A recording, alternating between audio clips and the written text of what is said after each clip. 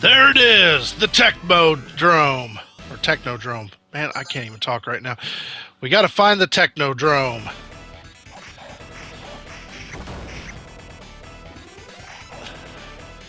I remember how much of a big deal it was when you made the Technodrome. Never made it in the original NES one, but I remember when I made this.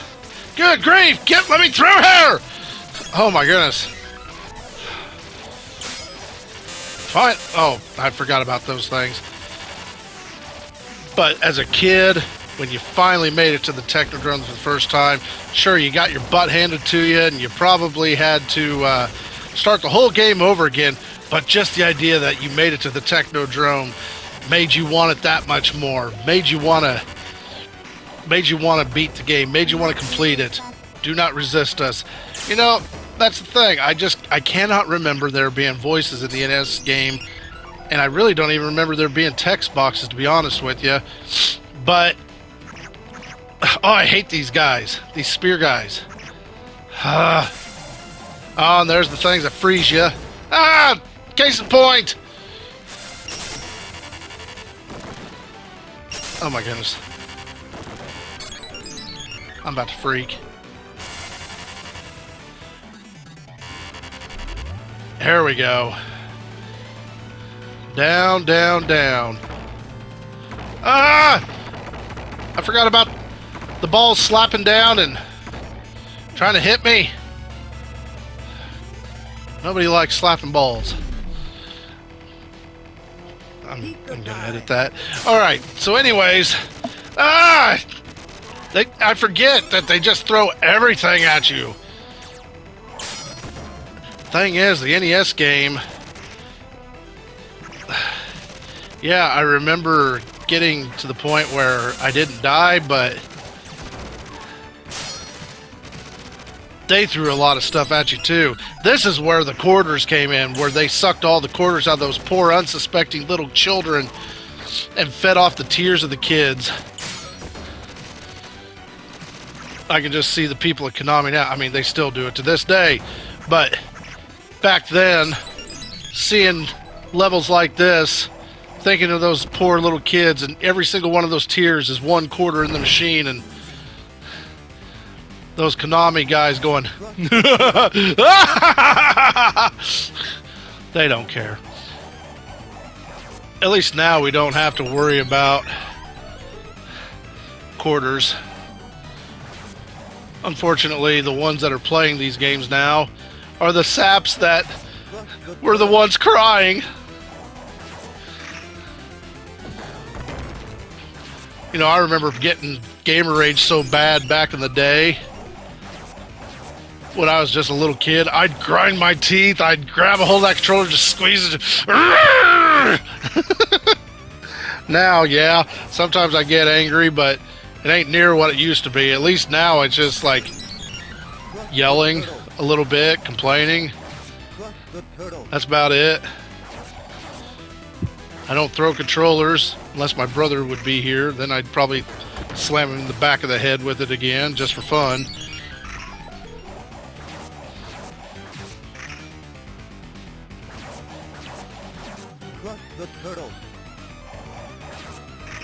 Okay. Guy's almost done. Oh my goodness!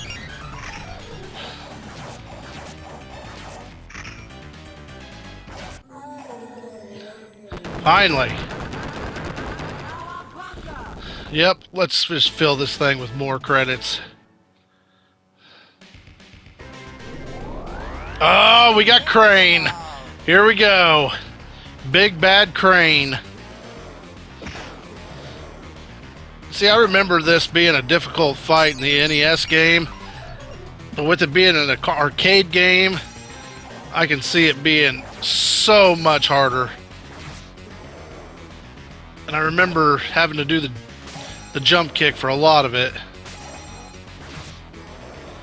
So, it's kind of where my strategy is here, but you know what? I'm just going to stab him in the crotch.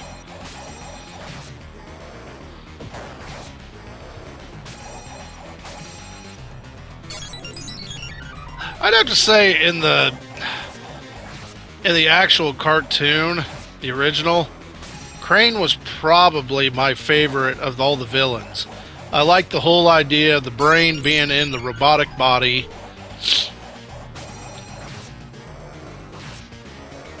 And that it could grow to just huge proportions. Of course, I was always a big fan of the Japanese kaiju movies like Godzilla and Gamera and stuff like that. So anytime you saw a creature that could grow to gigantic proportions and destroy buildings, I was all for.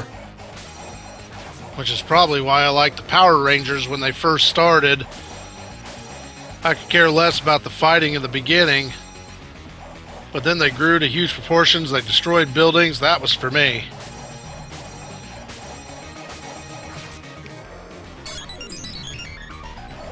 But, of course, as kids grow, they grow out of things, and I got out of the Power Rangers pretty quick.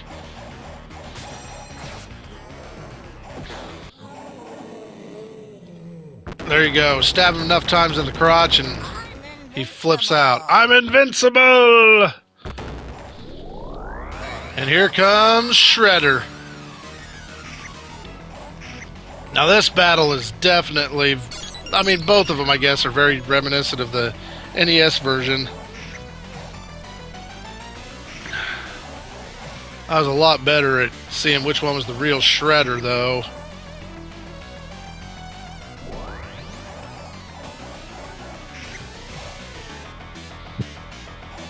Oh my goodness. Ah! It turned me into a tiny turtle, you jerk! That's definitely the real Shredder. Ow! You piece of garbage! Thank goodness! Not using real credits here. And I'm a tiny turtle again.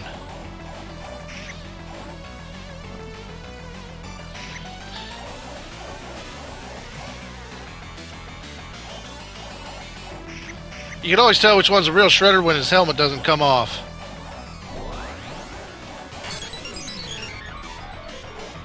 Of course, eventually his helmet does come off, if I remember right.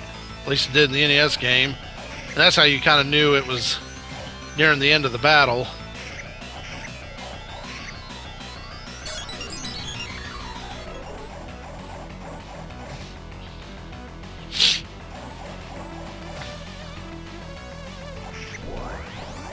Splits up again. Oh my goodness. And that takes a life every time that thing hits you. Tried to move out of the way that time. Oh, see right there. The helmet came off. You know, that's the thing. You never saw Shredder's face in the actual cartoon. Not to my knowledge anyways. I don't recall seeing it. If I'm wrong, let me know. So, you're playing the game and you see the face on this, and it's kind of shocking, to be honest with you.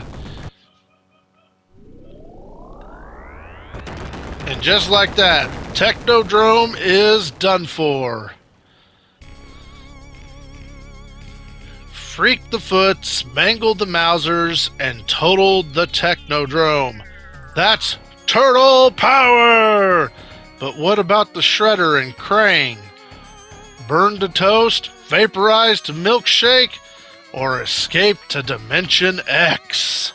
Until we know, none of us can sleep safely in our beds or shells. Oh, that's stupid. Alright, so we're done with this. On to the next one.